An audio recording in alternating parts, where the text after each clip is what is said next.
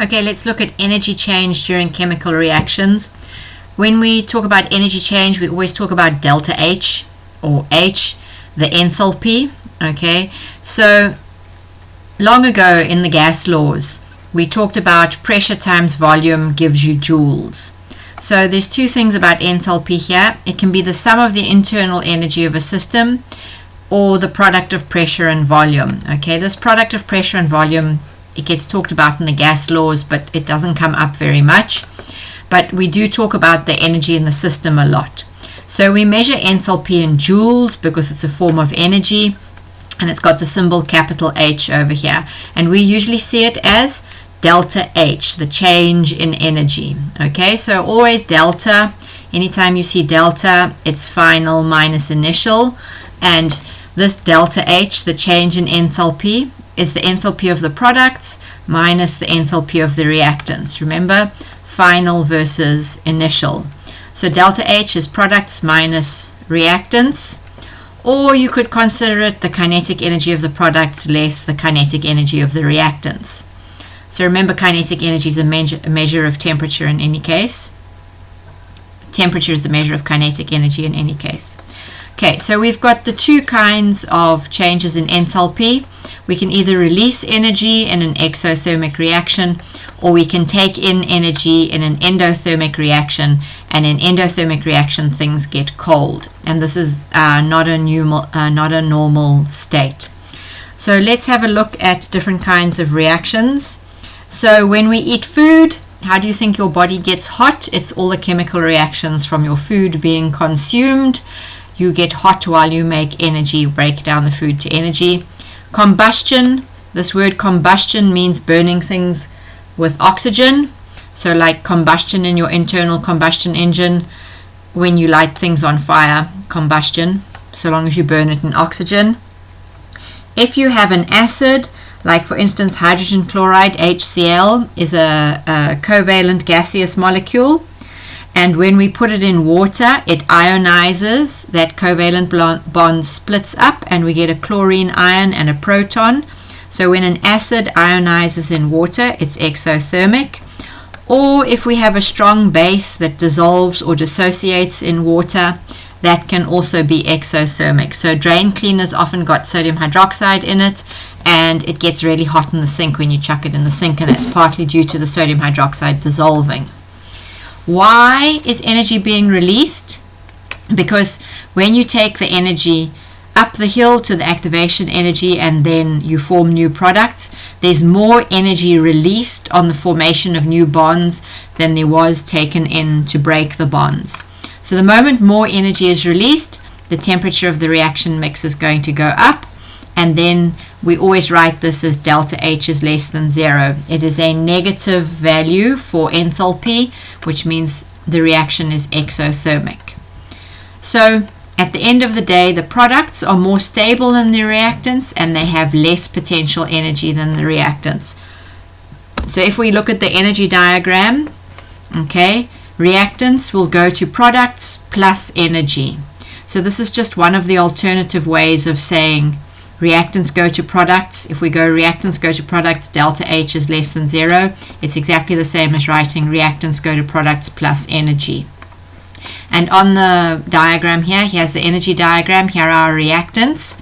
You must, in order to get this reaction going, some energy must be taken in to get to the activated complex. This energy that you take in to get to the activated complex is your activation energy.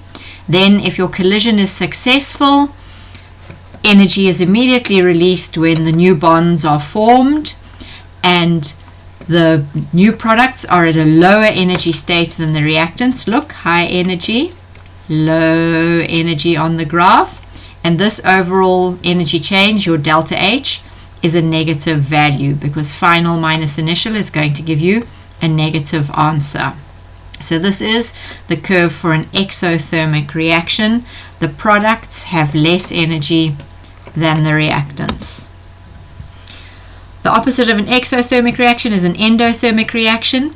Photosynthesis is endothermic, so like hello, the sun goes down, photosynthesis stops, there's no more solar energy. There are certain salts, potassium nitrate, ammonium nitrate, barium chloride. Some salts, when you dissolve them in water, they will be endothermic and the container will get cold.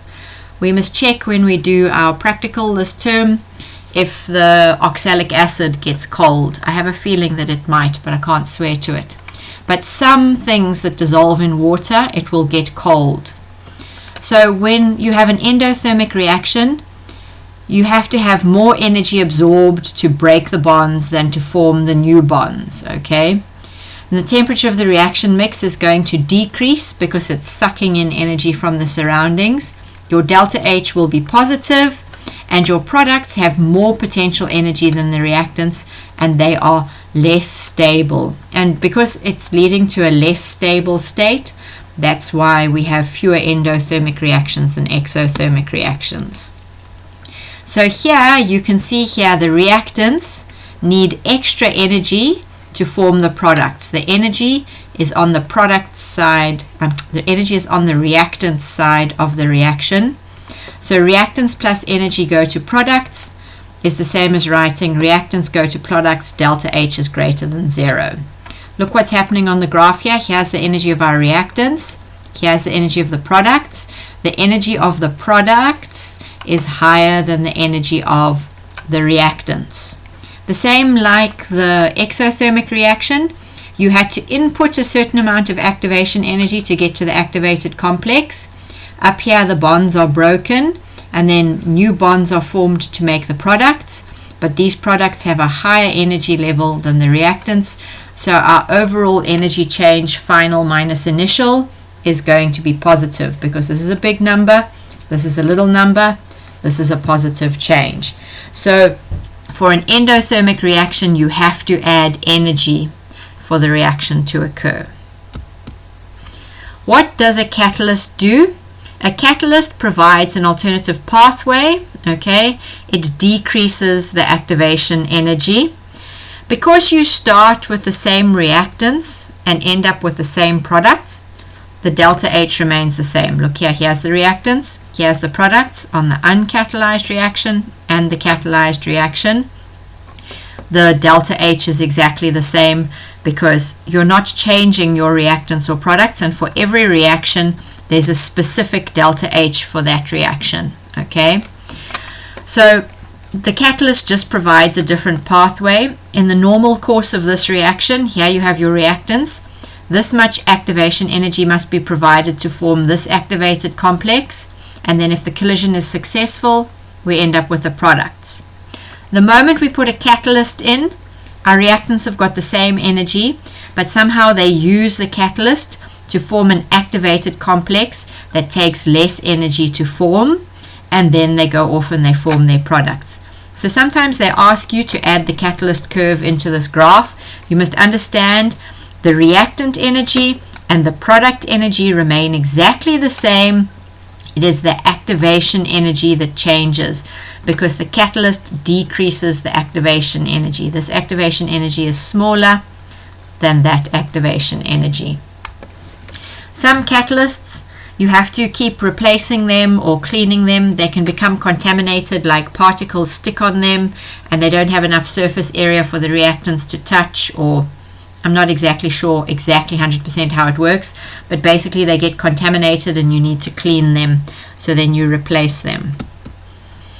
So now we come to Maxwell-Boltzmann curves. So this Maxwell-Boltzmann curve, it talks about how much energy do particles have. So if you look at any sample of a substance at a specific temperature, this peak here, remember temperature is a measure of the average kinetic energy of the particles. This peak here is going to represent the average particle, because look here, number of the particles with kinetic energy. This peak sits over here, and so there are some very slow particles and there are some very, very speedy particles. So the whole particle set in your reaction vessel is going to make a curve like this. I like to think of this as like children in a class's mark, okay? And here's the distinction thing. So everybody, there's some very high energy, some very low energy, but most of the people are sitting about in the middle. So who has got enough energy to have a chemical reaction or enough marks to get a distinction?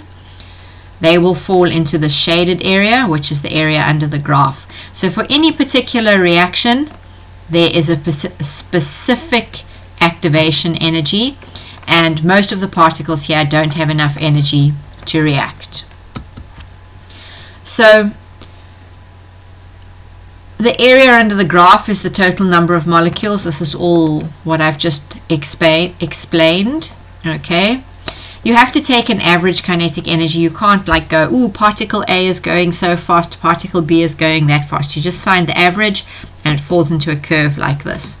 If you want to draw these curves, the curve goes through the origin. There are no particles with no energy. Okay, so 0, 0. And then the curve goes up. All the particles have got energy. The curve is not going to touch the x-axis at the high energy end. It's an asymptote. The x-axis becomes an asymptote at the high energy end. There's always a very few particles with a very high energy. If we were talking about distinctions, we could say this is Lisa Minar, but we won't say that. Okay, so the curve is not touching the x-axis at the high energy end. There's just always some molecules that have got a very high energy. And then the highest point of the curve is the most likely energy of the particle, and it's basically the average kinetic energy, which is the average temperature. So you indicate the activation energy with a vertical line on the x-axis because that's the axis with the energy. And only particles that have got a higher energy than the activation energy can take part in a vector collision and form a reaction. The more area is to the right of the activation energy that you can shade in, the higher the rate of reaction. So have a look here. What happens to your Maxwell-Boltzmann curve with temperature? T1 is cold, so it's blue. T2 is hot, so it's red. Okay. Here is your activation energy measured off on the energy axis. So if you don't have this much energy, you cannot take part in a successful collision. So at T1, the curve gets very pointy and then has got a much more gradual thing going out. And this T1 is a low kinetic energy, which is a low temperature. There's a lot of molecules at this temperature. But if we follow the curve to the activation energy, only this little bit has got activation energy or more that can take part in the reaction.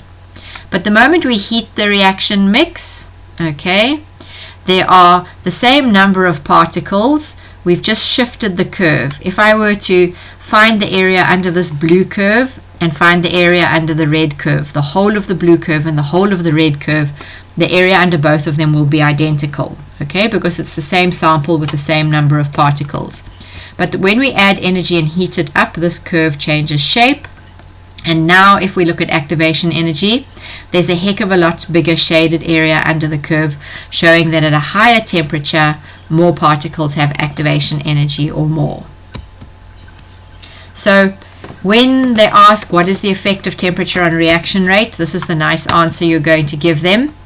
If the average kinetic energy is higher, the particles move faster. Okay, you get more collisions per unit time. The collisions are more energetic. You have more particles with a kinetic energy above the activation energy. And the moment you have these last 3 points are the most expensive. These are the most important.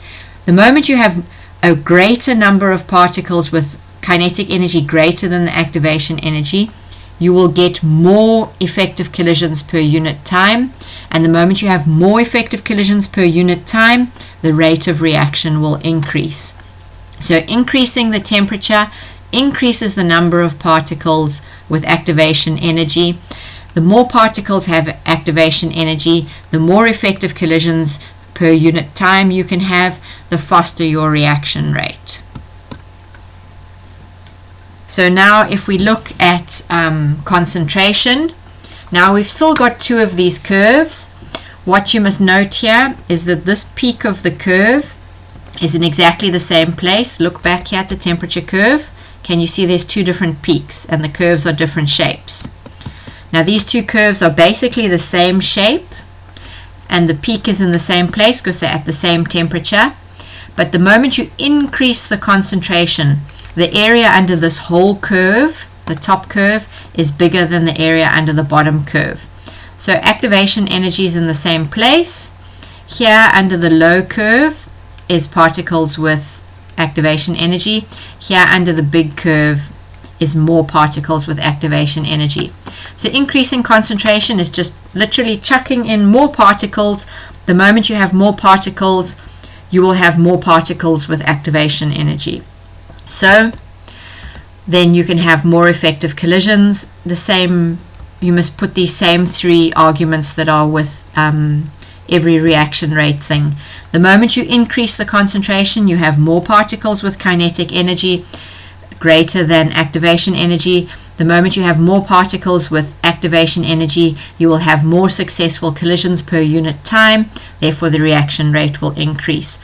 Remember, keywords: successful collisions per unit time, reaction rate increases. What happens to this curve when we put in a catalyst? Remember, a catalyst is lowering the activation energy and allowing an activated complex to form at a lower energy. So here we've just got this one curve again. Here's your original activation energy for this reaction, for whatever reactants you have. There's the area under the curve with the original activation energy. Now this catalyst is providing some kind of a shortcut because you can make an activated complex at a lower energy. And now check, the area under the curve is much, much bigger. So once the area under the curve is bigger, there are more particles with activation energy, and the moment you have more particles with activation energy, you can have more effective collisions per unit time, which means the reaction rate will increase. So there are catalysts that you have to know. They bring them up relatively often. During the contact process, we use vanadium pentoxide for making sulfuric acid. You can put a platinum catalyst in there, but it's really expensive and it gets contaminated easily. So vanadium pentoxide's a compromise. In the Haber process, they use iron or iron oxide. Note that this is iron 2 oxide, not iron 3 oxide. Okay. If you want to hydrogenate a double bond, you can use nickel. You can use manganese dioxide if you want to decompose hydrogen peroxide into water and oxygen gas. I think I've shown you this video before. This is this black powder that goes into that thing that looks like water and it immediately starts bubbling. And all cars in the country are required to have a catalytic converter in their exhaust to get rid of things like nitrogen monoxide and sulfur dioxide. And these catalytic converters contain these noble metals: platinum, palladium, or rhodium. Platinum, fairly common. And then another catalyst that you should know is if you put zinc metal in hydrochloric acid, a reactive metal plus an acid gives you hydrogen gas and a salt. This reaction is speeded up if you put copper shavings in there. I think I sent you a video of this reaction. So make sure you know stuff about the catalysts, especially one from the contact and the Haber process.